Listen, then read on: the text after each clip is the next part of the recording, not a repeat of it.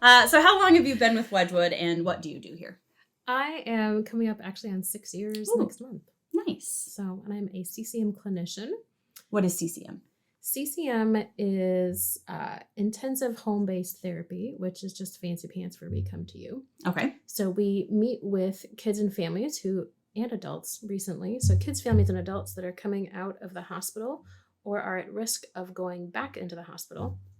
So the whole goal of the program is hospital diversion, really. Mm-hmm. People are generally, it's more comfortable at home, and Mm-hmm. it's just nicer. You can sleep in your own bed. Mm-hmm. So that's ideal to recover at home. So we help people avoid the hospital or not go back, and it just reduces hospitalization.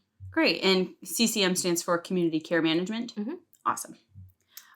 So you described a little bit about what community care management is, but how does that differ from traditional outpatient therapy? It is different in that with outpatient, you come to the typically you come to the office or get on your Zoom meeting once a week, and you meet for 15 minutes with your therapist, and that's good. You can make good progress over longer periods of time. And what CCM does is that it's much more intensive, and you see people in their homes. So I am different in my natural home environment than I am when I go to the office or when I go out in public. Like, we just have our public face and our private face, and so it's easier to kind of get to the root of some things sometimes.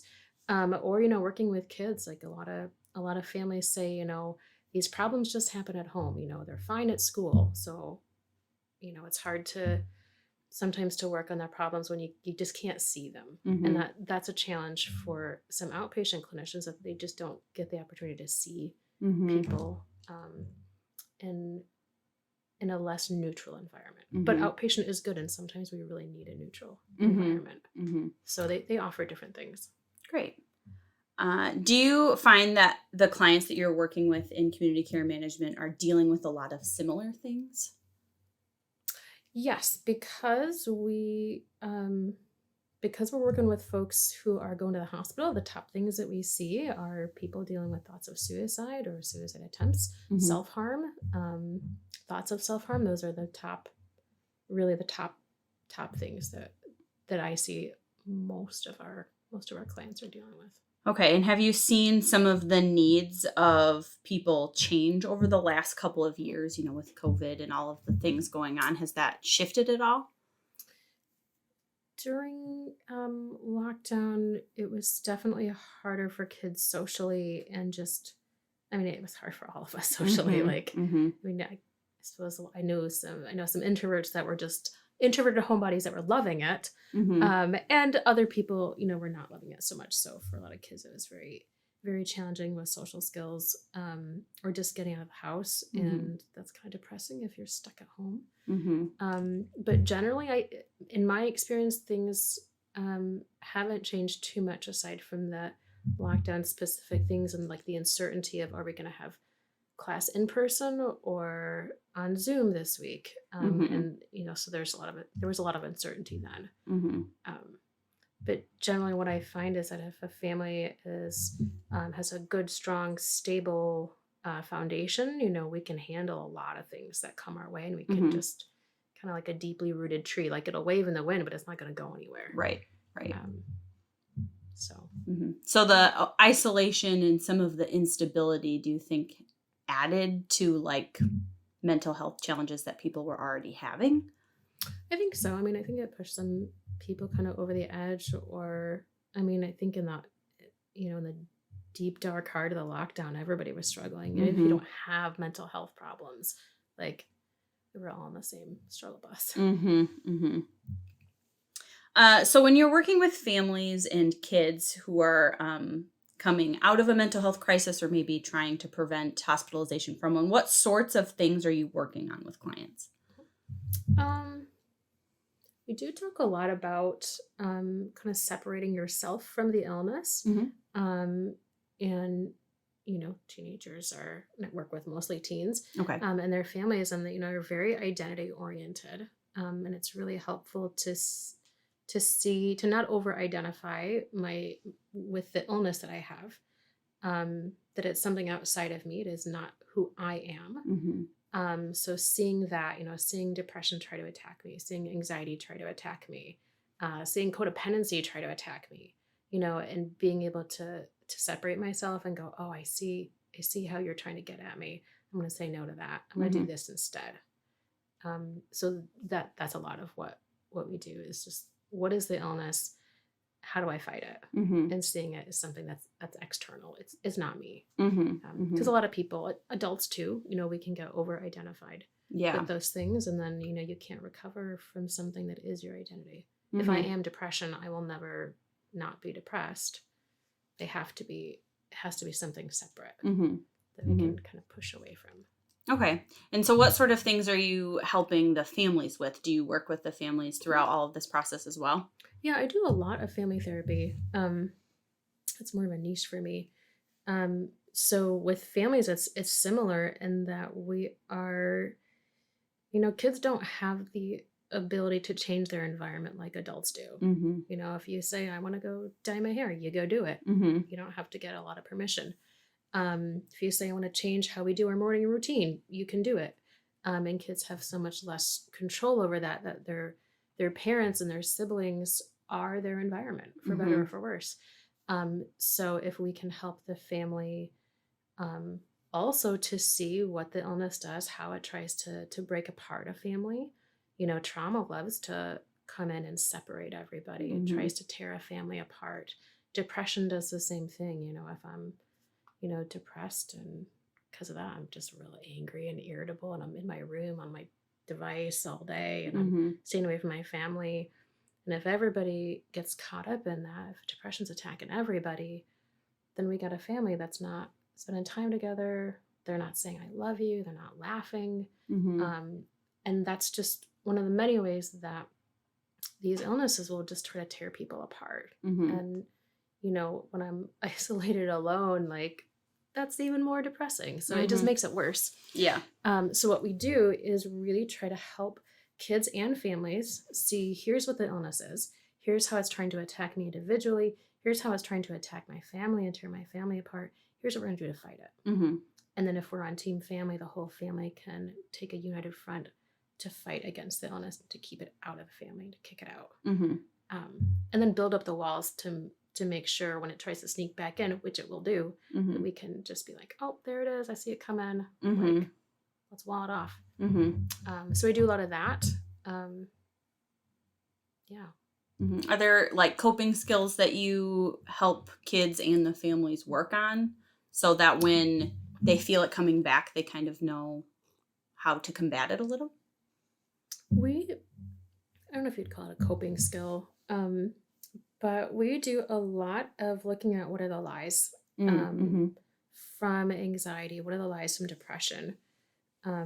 This is a rabbit trail. I could go on for hours about this, so corral me with it.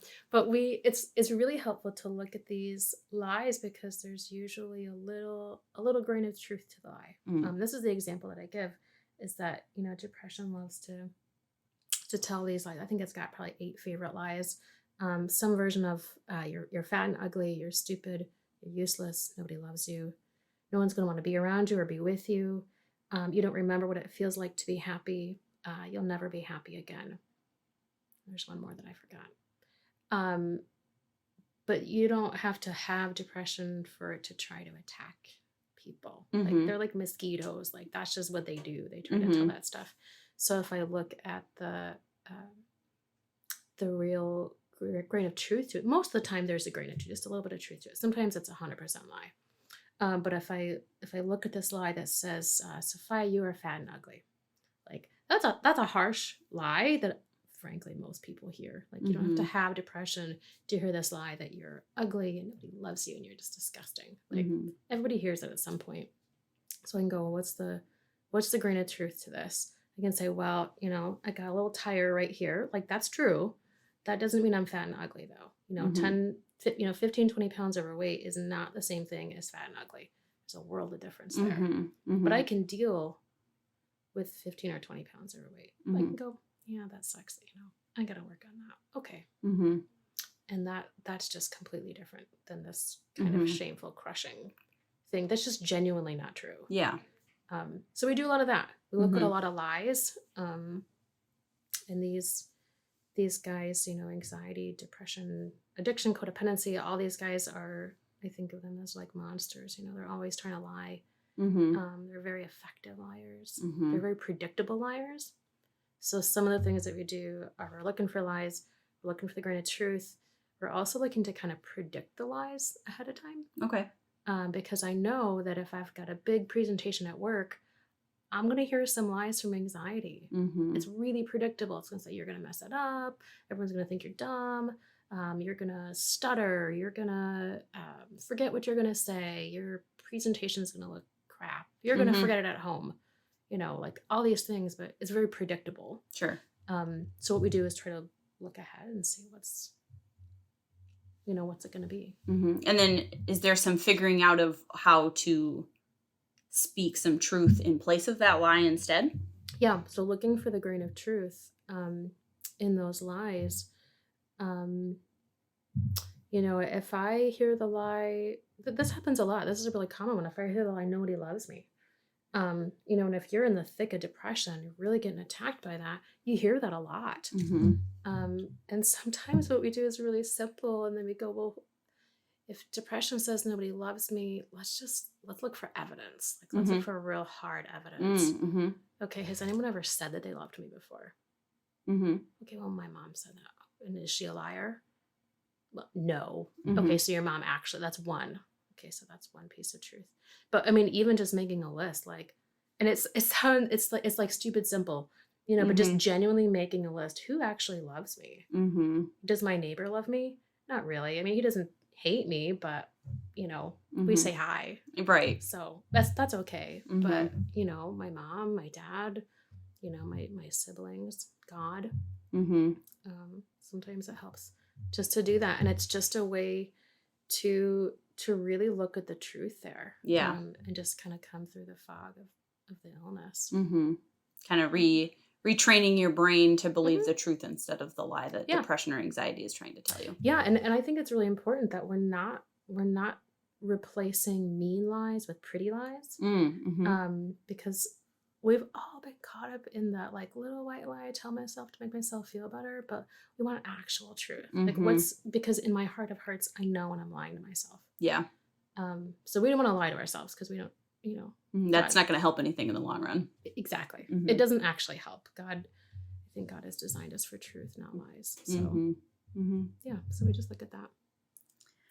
How can we as a community within our family or friend groups support those who are struggling with their mental health and maybe even help prevent a crisis? Mhm. Um, Being a warm, loving presence goes a long way. Mhm. And listening to people, not necessarily not solving problems. Mhm. Um, that's something that God does, and God uses people to solve problems. And I think if you have a friend or family member, that's really struggling, being a warm, loving presence, listening, Mhm. saying kind things. I'm sorry you're going through this. I love you. You're doing a good job keeping your chin up. This is Mhm. hard. Um, and we've talked about this with this sweater analogy, that when you have someone who's dealing with something, it's like it's we can talk about it. So if this is my emotional sweater, or with kids we talk about our emotional hoodie. Mhm.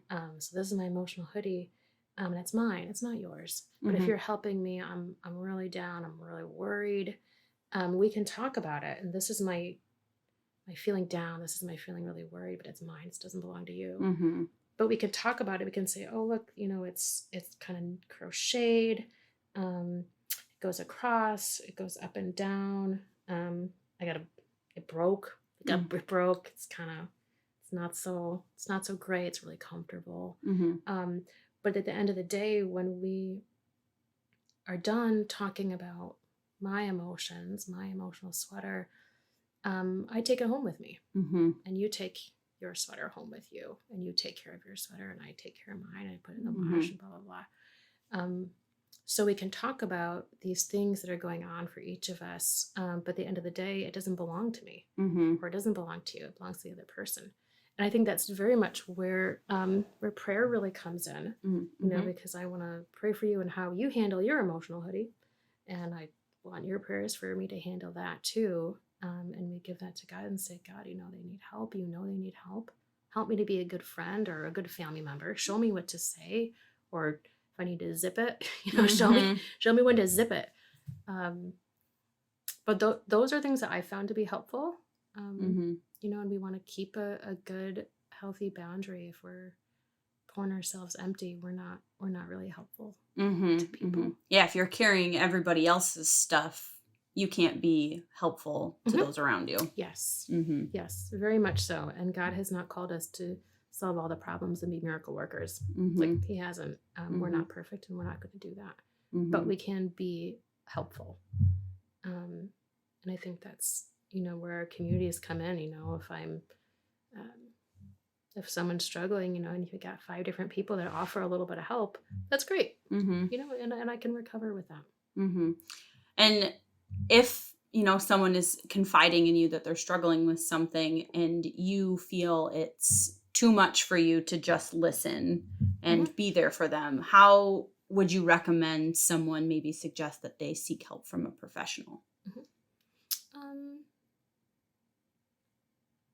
I think there's there's a lot of resources out there. 988 is a great one. I think that's got a lot of publicity Mm-hmm. recently, which is wonderful. There's a lot of local helplines through Network 180.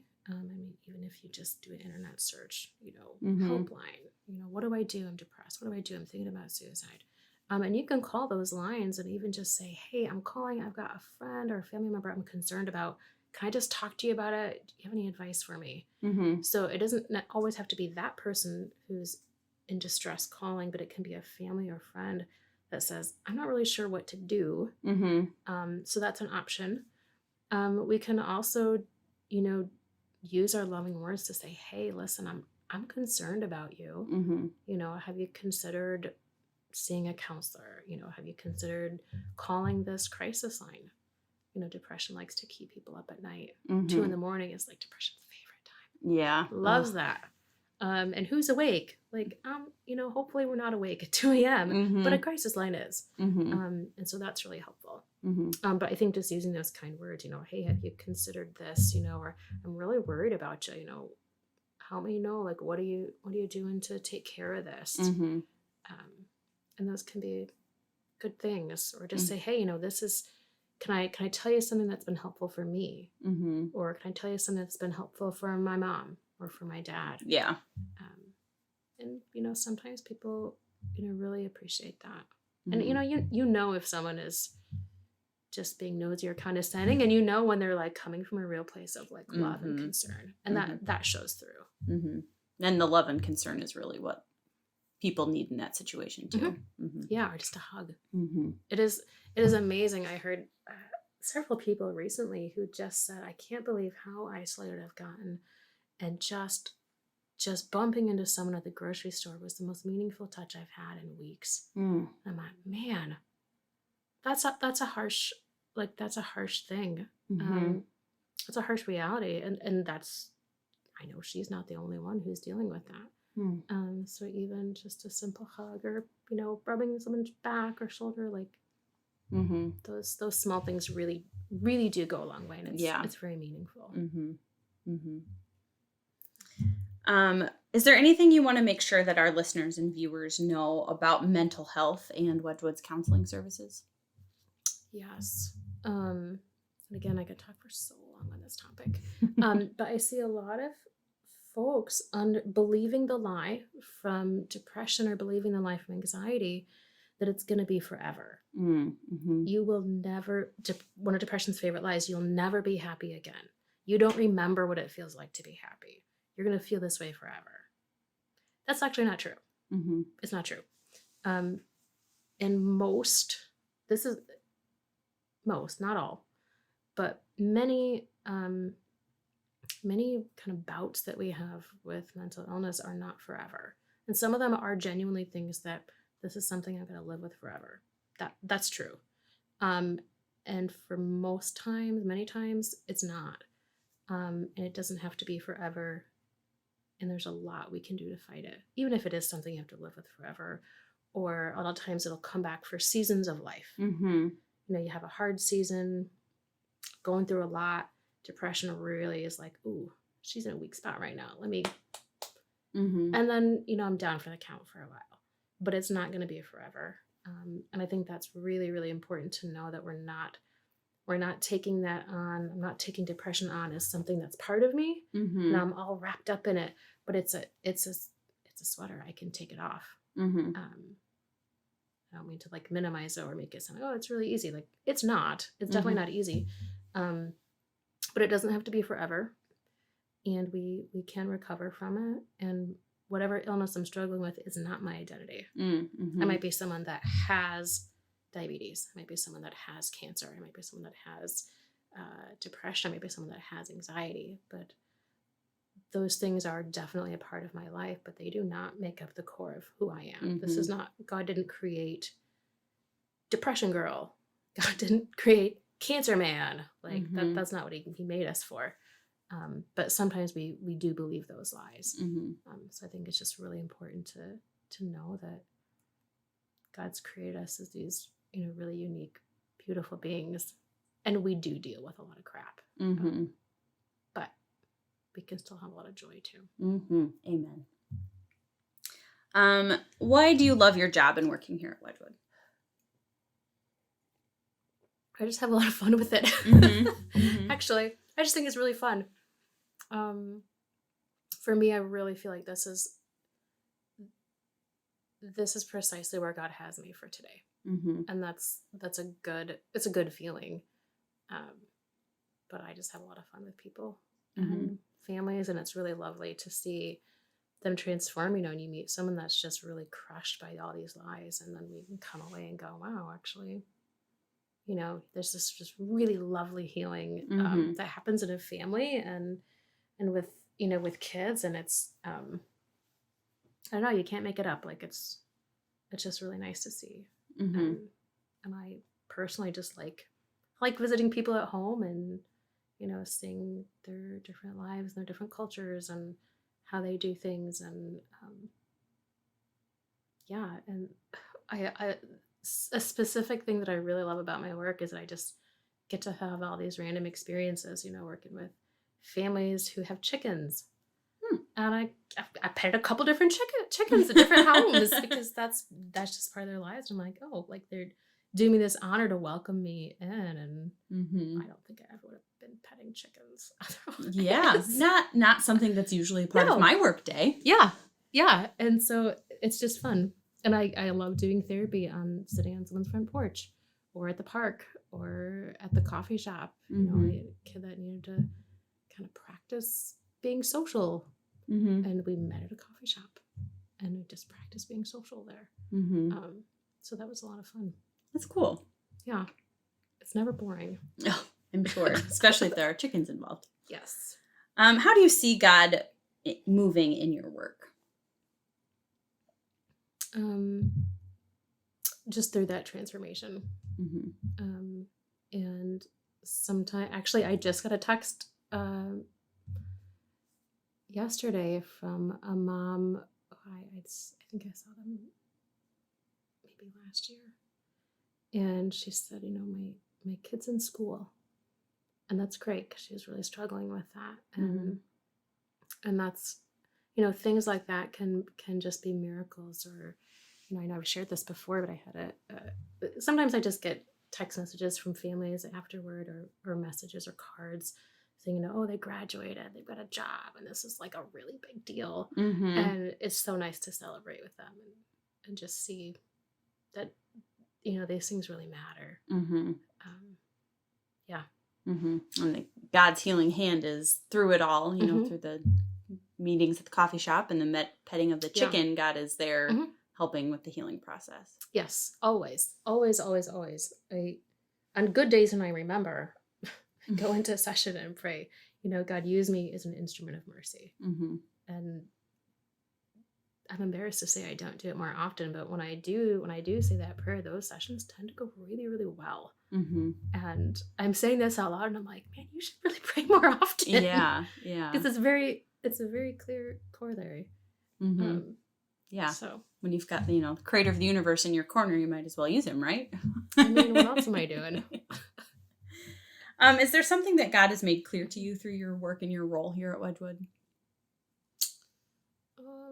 I guess that healing and miracles are possible, Mm-hmm. and that miracles are not always big, grandiose things. Mm-hmm. Sometimes they are small things, like we went to school. Yeah.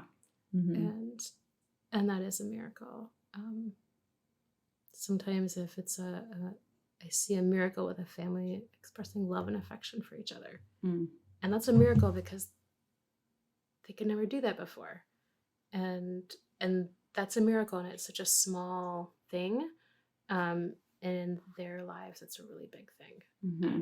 And it can really just change the trajectory of a family and of an individual. So small miracles become actually really big miracles. Mm-hmm. So God has really shown me that. That's awesome. Well, Sophia, thank you so much for being a part of the team here at Wedgwood and for all the work that you do to care for kids and families who are going through really hard times. We appreciate all that you do, and thank you for joining us for our coffee break conversation today. Thank you. Thank you for letting me ramble about all the things with this work. It's so much fun. Well, you have to love what you do, right? I really do.